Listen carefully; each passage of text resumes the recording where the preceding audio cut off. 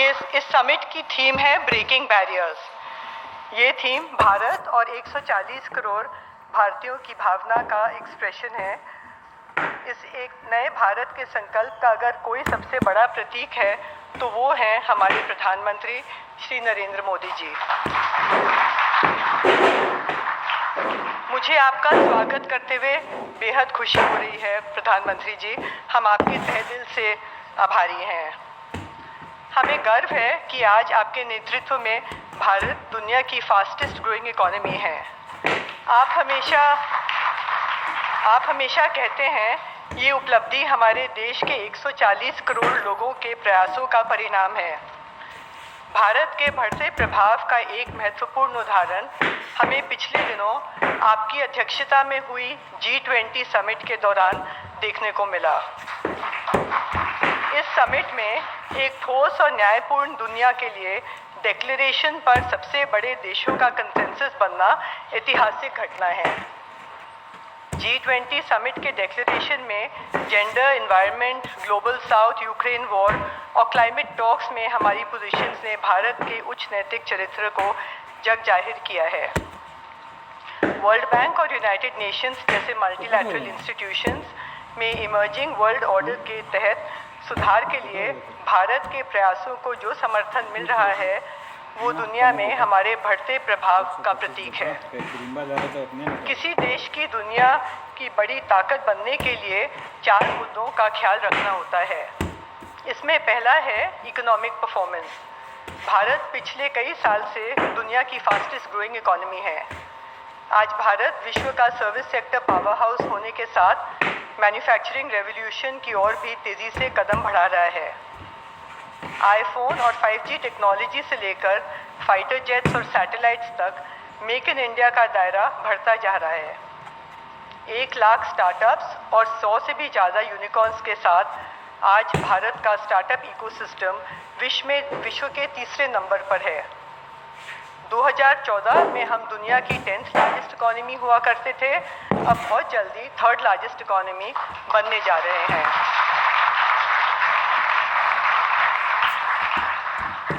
ये बदलती टेक्निक और रिक्वायरमेंट्स का दौर है। दूसरी चुनौती इसी से जुड़ी है कि हम इसमें कैसे सबसे आगे निकलें। भारत ने डिजिटल पब्लिक इंफ्रास्ट्रक्चर के क्षेत्र में इस गौरव को प्राप्त किया है। इंडिया स्टैक UPI और अकाउंट एग्रीगेटर इस्तेमाल में बेहद आसान और क्रांतिकारी हैं। DPI हमारे देश के वेलफेयर और गवर्नेंस आर्किटेक्चर की नींव है। दुनिया के अनेक देश हमारे इन सफल बदलावों से सीख ले रहे हैं। तीसरा मुद्दा है कि सरकार की नीतियां और प्रयासों का देश के नागरिकों पर क्या प्रभाव पड़ता है। टारगेटेड वेलफेयर स्कीम्स की मदद से भारत ने 13.5 करोड़ लोगों को गरीबी से मुक्त किया है। मकान, पाइप वाटर, सस्ते LPG सिलेंडर और किसानों को सीधे कैश ट्रांसफर जैसी योजनाओं ने सबसे कमजोर तबकों को आर्थिक प्रगति दी है। रजिस्ट्रेशन हो गया। पिछले साल में जल जीवन मिशन के चलते पाइप वाटर वाले घरों की संख्या 3 करोड़ से बढ़कर 13 करोड़ हो गई है। कभी भी इस कड़ी में चौथा सवाल ये है कि देश संकट के समय कैसा बर्ताव करता है। कोविड के समय हमारी वैक्सीन मैत्री नीति ने इसके जरिए 3rd वर्ल्ड के कई देशों को वैक्सीन देकर उनकी मदद की। यूक्रेन रशिया युद्ध के बाद वेस्ट एशिया पर आए संकट में हमारी नुआंस्ड पोजीशंस के जरिए हमने विश्व को विश्वास दिलाया है कि भारत हमेशा सत्य और न्याय के साथ खड़ा रहेगा। आज सुबह चीफ जस्टिस ऑफ इंडिया हमारे बीच थे। हमको एक्सेस टू जस्टिस पर और काम करने की ज़रूरत है क्योंकि लोगों को इंसाफ के लिए लंबा इंतज़ार करना पड़ता है। हेल्थ केयर यूनिवर्सलाइजेशन की दिशा में हमने बहुत प्रगति की है। अब तेज आर्थिक विकास के साथ हमको डायबिटीज़ जैसी लाइफस्टाइल बीमारियां और कैंसर जैसे जानलेवा रोगों पर पहले से ज़्यादा ध्यान देने की ज़रूरत है। आज इस समिट में कैंसर के नए ट्रीटमेंट्स पर हमने एक इंटरेस्टिंग सेशन में हिस्सा लिया।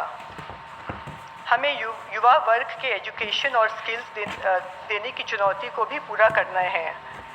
मुझे विश्वास है कि न्यू एजुकेशन पॉलिसी में मदर टंग पर दिए जाने वाले जोर से इस दिशा में काफ़ी मदद मिलेगी। महिलाओं की वर्कफोर्स में हिस्सेदारी बढ़ाने बिना भारत के विकास की कल्पना भी नहीं की जा सकती। यह सुखद है कि भारतीय महिलाएं आज हर क्षेत्र में बढ़ चढ़कर हिस्सा दे रही हैं। इस सिलसिले में हमारी सेना की महिलाओं ने कॉम्बैट और कमांड रोल्स देना बड़ा फैसला है। आज दोपहर तीनों फोर्सेस की 3 महिला अफसरों ने हमसे बात की। नए भारत के निर्माण की इस यात्रा के बारे में विस्तार में से जानने के लिए मैं बहुत गर्व और आदर के साथ प्रधानमंत्री जी को हमें संबोधित करने के लिए आमंत्रित करती हूँ।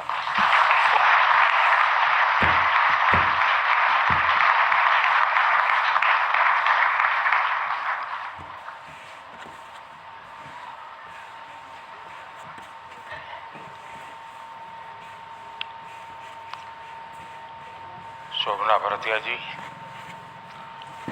हिंदुस्तान टाइम्स के आपकी टीम के सभी सदस्य, यहाँ उपस्थित सभी गेस्ट, देवी और सज्जनों, कोई होता है ना कि लिखा रहता से बोल देता फटाफट। सबसे पहले तो मैं आप सबकी क्षमा चाहता हूँ क्योंकि लिखा हुआ बात नहीं बोलता। मैं चुनावी मैदान में था तो अपना समझ वहाँ से आते आते थोड़ी देर हो गई, लेकिन सीधा एयरपोर्ट से पहुँचा हूँ आपके बीच। शोभना जी बहुत बढ़िया बोल रही थी।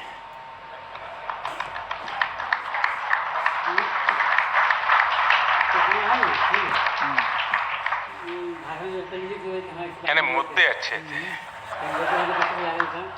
लेकिन इस सोच जरूर कभी न कभी पढ़ने को भी मिलेगा। ये अपने हिसाब से बोलता है। चलिए, उसमें देर हो गई।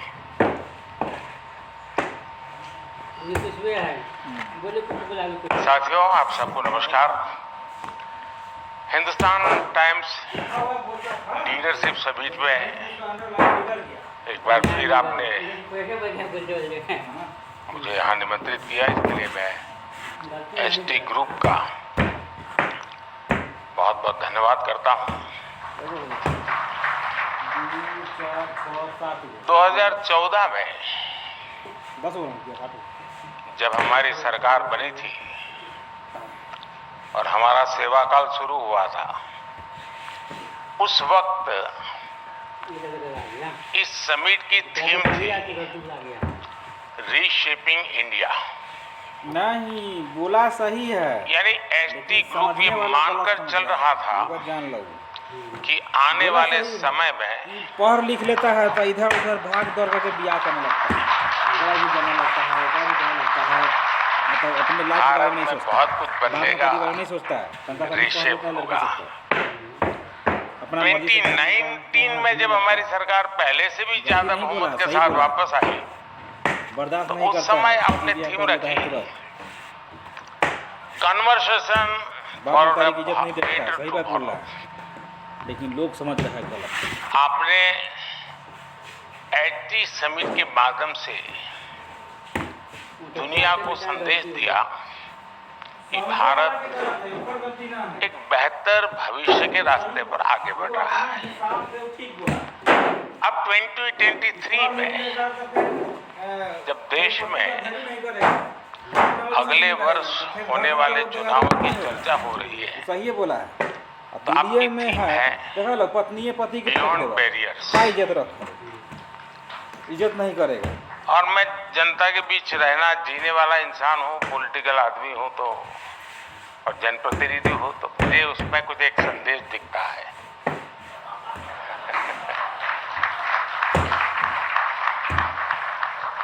आमतौर पर ओपिनियन पोल चुनाव के कुछ हफ्ते पहले आते हैं और बताते हैं क्या होने वाला है, लेकिन आपने साफ संकेत दे दिया है कि देश की जनता इस बार सारे बैरियर्स तोड़कर हमारा समर्थन करने वाली है।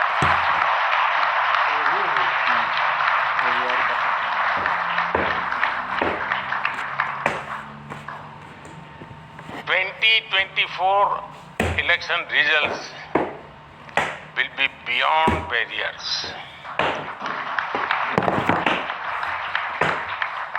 साथियों, रीशेपिंग इंडिया से बियॉन्ड बैरियर्स तक के भारत के इस सफर ने आने वाले उज्जवल भविष्य की नींव गढ़ दी है। इसी नींव पर विकसित भारत का निर्माण होगा, भव्य और समृद्ध भारत का निर्माण होगा। लंबे समय तक भारत और हम भारतीयों को अनेक बैरियर्स का सामना करना पड़ा।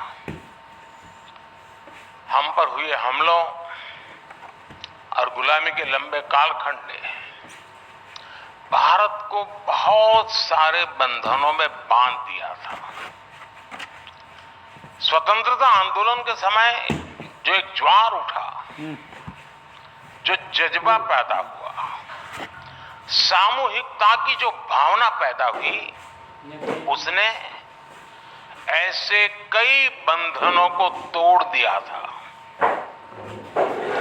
आजादी के बाद उम्मीद थी कि यही मोमेंटम आगे भी जारी रहेगा, लेकिन दुर्भाग्य से ऐसा हो नहीं पाया।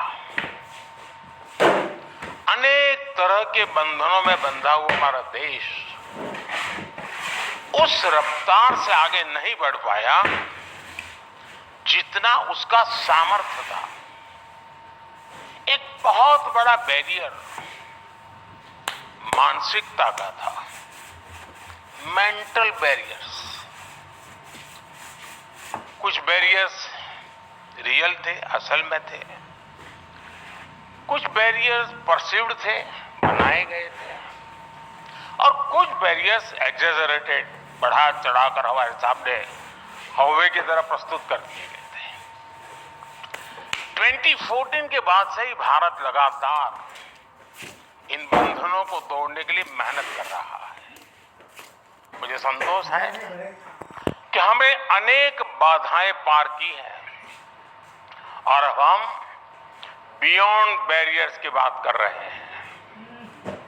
आज भारत हर बैरियर तोड़ते हुए चांद पर वहां पहुंचा है जहां कोई नहीं पहुंचा है। आज भारत हर चुनौती को पार करते हुए डिजिटल ट्रांजैक्शन में नंबर 1 बना है। आज भारत हर बाधा से निकलकर मोबाइल मैन्युफैक्चरिंग में लीड कर ले रहा है। आज भारत स्टार्टअप्स की दुनिया में टॉप 3 में है। आज भारत दुनिया का सबसे बड़ा स्किल पूल अपने आप बना रहा है। आज भारत G20 जैसे आयोजनों में अपना परचम लहरा रहा है। आज भारत अपने को हर बंधन से मुक्त करके आगे बढ़ रहा है। और आपने सुना ही होगा, सितारों के आगे जहां और भी है। भारत इतने पर ही रुकने वाला नहीं है। साथियों, जैसा मैं अभी कह रहा था, सबसे बड़ा बैरियर तो हमारे यहाँ माइंड सेट का ही था। मेंटल बैरियर्स थे। इसी माइंड सेट की वजह से हमें कैसी कैसी बातें सुनने को मिली। इस देश का कुछ हो ही नहीं सकता, इस देश में कुछ बदल ही नहीं सकता, और अपने यहां सब ऐसे ही चलता है। अगर लेट आए तो भी कहते थे इंडियन टाइम, बड़े गर्व से कहते थे। करप्शन तो अरे उसका तो कुछ हो ही नहीं सकता है साहब, जीना सीख लो। कोई चीज सरकार ने बनाई है तो उसकी क्वालिटी खराब होगी ही होगी साहब, ये तो सरकारी है। कुछ घटनाएं ऐसी होती जो पूरे देश को मेंटल बैरियर तोड़कर बाहर आने के लिए प्रेरित करती है। गांधी जी ने दांडी यात्रा में उठाया तो एक चुटकी भर नमक था, लेकिन पूरा देश खड़ा हो गया। हम आजादी प्राप्त कर सकते हैं। लोगों का ये विश्वास बढ़ गया। अभी चंद्रयान की सफलता से कोई 140 करोड़ देशवासी अचानक वैज्ञानिक नहीं बन गए हैं, एस्ट्रोनॉट नहीं बन गए हैं, लेकिन पूरे देश एक आत्मविश्वास से भरा हुआ माहौल आज भी हम अनुभव कर रहे हैं। और क्या निकलता है? हम कर सकते हैं। हम हर सेक्टर में आगे जा सकते हैं। आज हर भारतीय बुलंद हौसले से भरा हुआ है। स्वच्छता का विषय याद होगा आपको। कुछ लोग कहते थे कि लाल किले से पीएम का स्वच्छता की बात करना, टॉयलेट की बात करना इस पद की गरिमा के खिलाफ है। सैनिटरी पैड ऐसा शब्द था जिसे लोग खासकर पुरुष सामान्य बोलचाल की भाषा में भी बोलने से बचते थे। मैंने लाल किले से विषय उठाए और वहीं से माइंडसेट बदलने की शुरुआत हुई। आज स्वच्छता एक जन आंदोलन बन गया है। आप याद करिए, खादी को कोई पूछता तक नहीं था। हम जैसे नेताओं का यही वो विषय रह गया था। वो भी चुनाव में जरा लंबा कुर्ता पहन के पहुंच जाना, यही हो गया था। लेकिन अब पिछले 10 साल में खादी की बिक्री 3 गुना से ज्यादा बढ़ गई है। साथियों, जनधन बैंक अकाउंट्स की सफलता देशवासी जानते हैं। लेकिन जब हम इस योजना को लेकर आए थे तो कुछ एक्सपर्ट ने कहा था कि ये अकाउंट खोलना संसाधनों की बर्बादी है, गरीब इनमें एक पैसा भी नहीं डालेगा। बात केवल पैसे की नहीं थी, बात थी मेंटल बैरियर तोड़ने की, माइंडसेट बदलने की। ये लोग गरीब के उस अभिमान को, उस स्वाभिमान को कभी समझ नहीं पाए जो जनधन योजना ने उस गरीब को जगाया। उसे तो बैंकों के दरवाजे तक जाने की हिम्मत नहीं होती थी, वो डरता था। उसके लिए बैंक अकाउंट होना भी अमीरों की चीज थी। जब उसने देखा कि बैंक खुद उसके दरवाजे तक आ रहे हैं तो उसमें एक विश्वास जगा, एक आत्माभिमान जगा, उसके मन में एक नया बीज पनपा। आज वो बड़े अभिमान से अपने जेब में से रुपए कार्ड निकालता है, रुपए कार्ड का इस्तेमाल करता है। हम तो जानते हैं, आज से 5-10 साल पहले स्थिति ये थी कि किसी बड़ी होटल में बड़े बड़े लोग खाना खा रहे हैं तो उनके बीच में भी कंपटीशन रहती थी। वो जब बटवा निकालता था तो चाहता था कि वो देखे कि उसके बटवे में 15-20 कार्ड है। कार्ड दिखाना भी फैशन थी, कार्ड की संख्या स्टेटस विषय था। मोदी ने उसको गरीब के जेब में डाल करके रख दिया था। मेंटल बैरियर कैसे तोड़े जाते हैं दोस्तों। आज गरीब को लगता है कि जो अमीर के पास है वो मेरे पास भी है। इस बीज ने वट वृक्ष बनकर कितने ही फल दिए।